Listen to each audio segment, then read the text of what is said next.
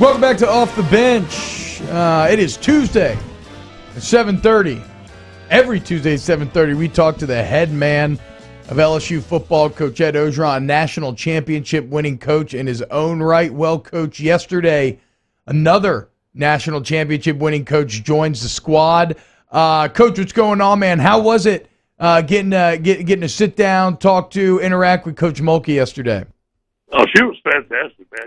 Someone I followed all my career. She and I are the same age. She played at Louisiana Tech when me and your daddy was playing at Northwestern, and from Hammond. And what a great coach and a great person, and a great hire for Louisiana State University. I think she's gonna be phenomenal. Coach, I mean, you say same age, but I don't know, man. She called you out yesterday. She said you're older than me. That's all right. That's okay. I like where I'm at now, Steve. I just want to go back. I promise. Hey, Coach, but when you bring someone like that, and now you've got national championship coaches in multiple sports on LSU's campus, that synergy has to play well, right? It's got to bring positive attention to LSU in all aspects. Look at yesterday, man. We were all over the country. LSU was all over the country, and at a time where not much is going on. She's going to be great for the state of Louisiana and recruiting. People want to come here. We've got to take our recruits to basketball games and watch a championship team play. It'd be phenomenal. Coach, and when you're talking to someone like Coach Mulkey, and like I said, both of you part of a rare fraternity in that you have, you are both national championship winning head coaches. Is there any kind of common traits that you see, or anything where you see something in yourself, or kind of a kinship there, like talking one great coach to another? Yeah, get great players. Yeah, I mean, I guess. Okay, with that in mind, you've done a pretty good damn job of that recently. I know you can't talk about any players specifically, but when you came to LSU, one of the main goals was to put the fence around Louisiana, right? And when you look right now, you have a few 5-stars committed from all throughout the state, like the different parts of Louisiana. It seems like y'all are making that fence a reality more and more every year. Yeah, about something that, and I watched LSU from afar all my recruiting, career. And sometimes I had success in Louisiana, and I know that how much you get when you get a young man from the state of Louisiana. Not only a great character young man, a hard worker, a winner, he's well coached.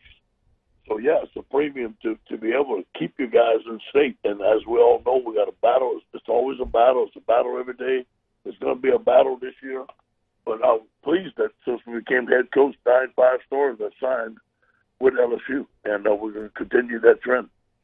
Coach, you and I have talked about this, obviously, with the dead period because of the pandemic. You got this new building, all the new trophies, the Heisman Trophy, the National Championship Trophy, and you have not yet been able to really show that building and those trophies off. And you still had top 3 class, and then your top 3 already again this year. Now that's about to open up. It's about to reopen recruiting. I've got to imagine, knowing the recruiter that you are, that's almost like Christmas morning because you haven't had it for so long. And now not only have you been doing really well in recruiting, but now – you get a chance to really get in front of the parents, get in front of the student-athletes, which I know that's what you thrive under.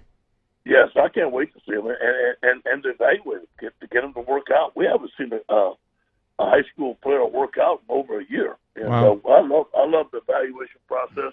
See, Bob, you came to my camps. I love the camps, the fun, the interaction, and seeing the parents and just having activity around. So June is going to be a tremendous month here. We have official visits coming in.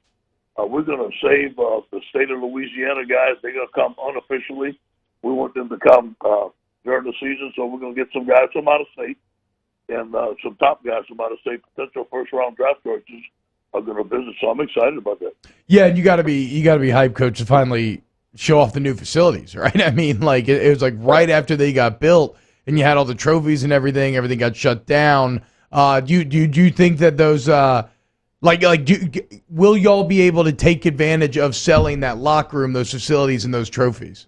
No question. It'll be a big plus. One of the best facilities in America. I think that the locker room, the players are going to love it. The parents are going to love it.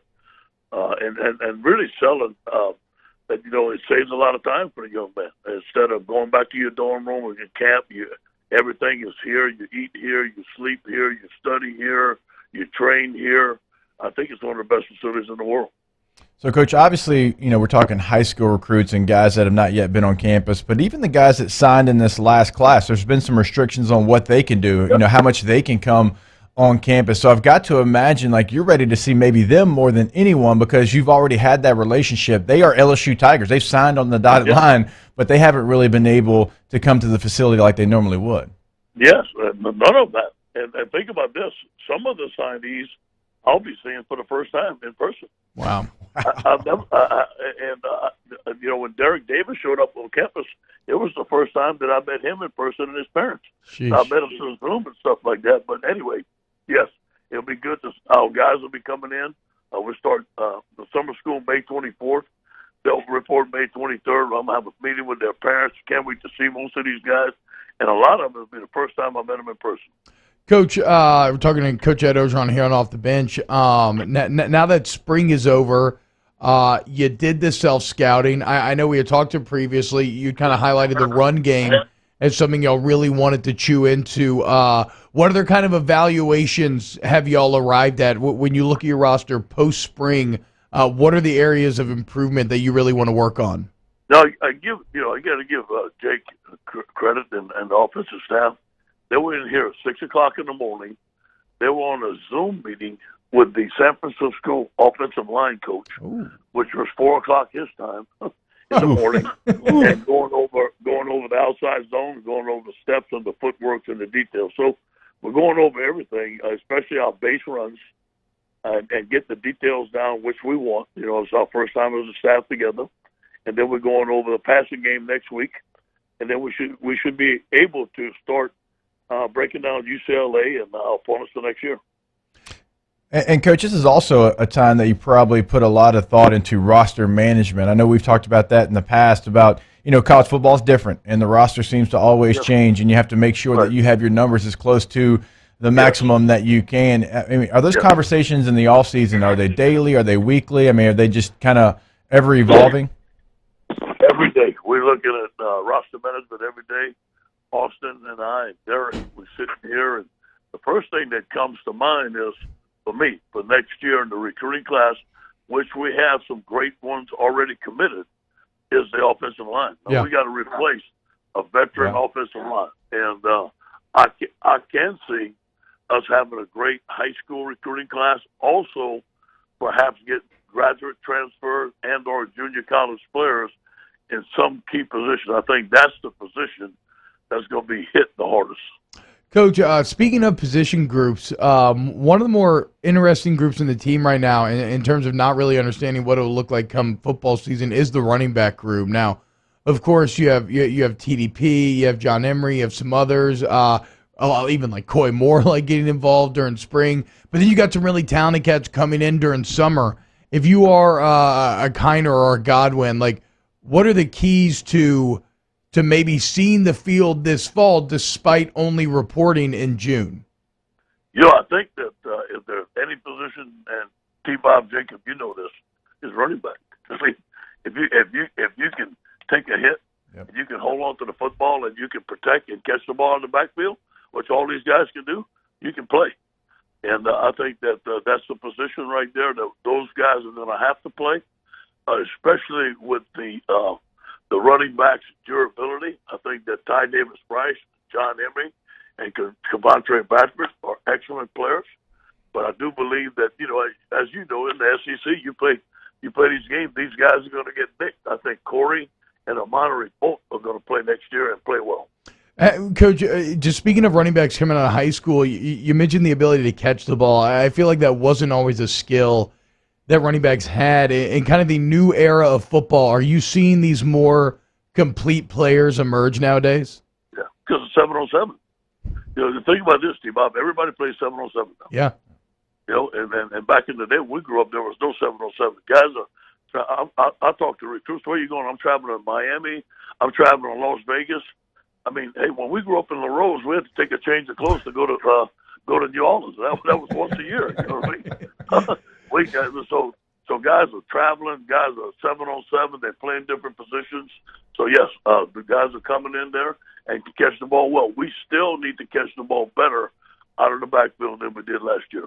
And Coach, that's probably one of the things that, you had two true freshman quarterback play well at times, obviously, and they're able to do that probably because of the 7-on-7 and seeing so many different coverages. And you're exactly right. Like, even when I was coming through high school, like, you did maybe 1-2 tournaments the entire summer, but every weekend there's somewhere, and so there's really not a coverage or a disguise that they haven't seen yet.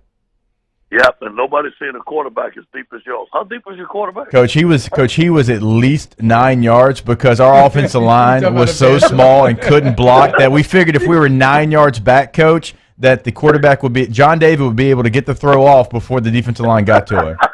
That was phenomenal. Hey, all the pass rushers got tired, man. It was great. It's a long way to go. Hey, a 15-yard out was a 25-yard throw for John David. Hey, and look, if I had Brock Berlin back there too, man, I'd have been slinging it. Coach O, hey, thank you so much, man. Every Tuesday, thank you for coming on. All right, guys, go Tigers. All right, there is LSU head football coach Ed Orgeron. Yeah, I forgot Evangelo used to do that. Do y'all still do that?